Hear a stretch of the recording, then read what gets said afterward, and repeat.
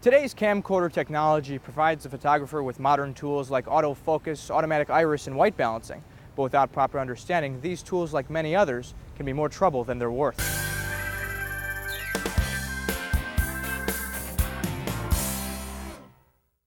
In many cases, the autofocus setting on the camcorder will suffice. In an interview setting, however, the subject's slightest movement will often cause the camera to rack in and out of focus, rendering the interview virtually useless for broadcast. To avoid this, compose your shot, then switch to manual focus. Notice the manual focus indicator in your viewfinder display. Now, the subject's sudden movements no longer interfere with the clarity of your shot. It's also a good idea to switch to manual focus whenever you're shooting any fast motion, like sports, or if you're on a wide shot with lots of moving elements in front of the lens. Just remember to switch back to automatic or recheck your focus before your next shot.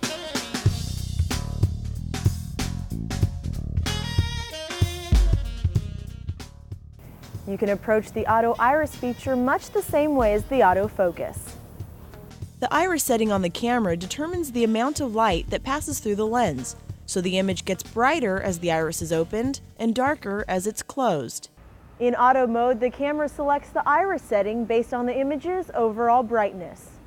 If there's too much light, for example if the subject is in front of a window or a white background, then the iris will automatically close, leaving their features dark and underexposed.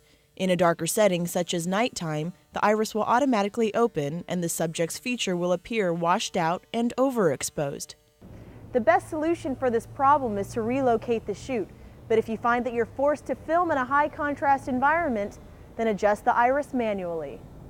Having first disengaged the auto lock on the camera, open or close the iris to let in more or less light as necessary.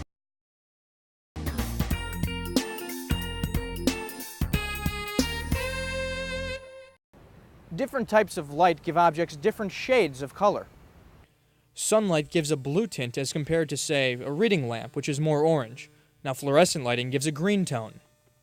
The human eye is capable of compensating for these differences automatically. The automatic white balance feature tries to do the same thing, but isn't always as effective. This is mainly because, in many instances, images are bathed in numerous types of light at once. This office uses fluorescent lighting, but the windows allow some sunlight to mix in. There's also light from the desk lamp, as well as the computer monitor.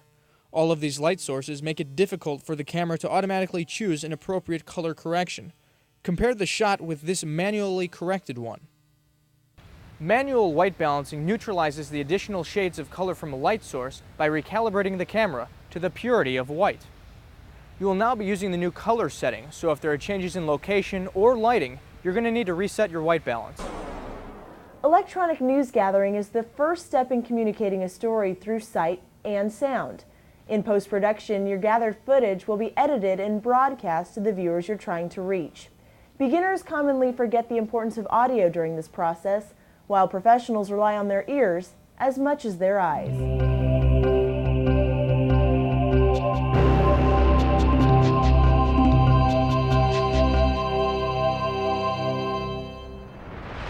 Let's start with the microphones.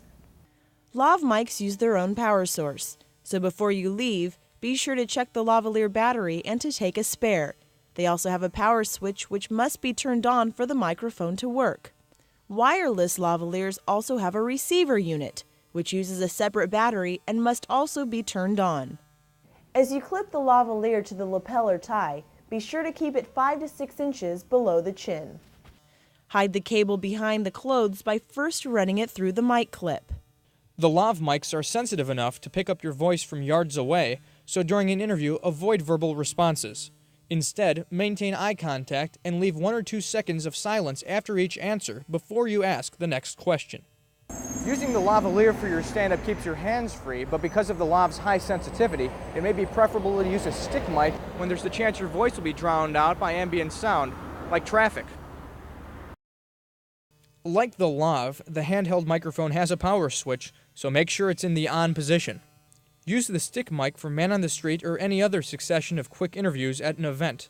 Again, keep the microphone about 6 inches below the subject's mouth, but never let them hold the mic themselves. One of the most apparent differences between a student story and a professional one is the use of natural sound.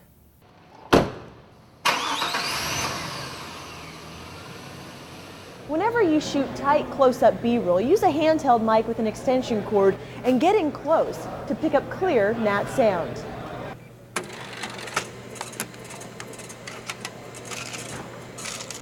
Natural sound can really help set a rhythm in editing, but more than that, it brings viewers to the location and draws their attention to the images they see. The camera's built-in mic will pick up all ambient sound and is really only used for broad B-roll shots.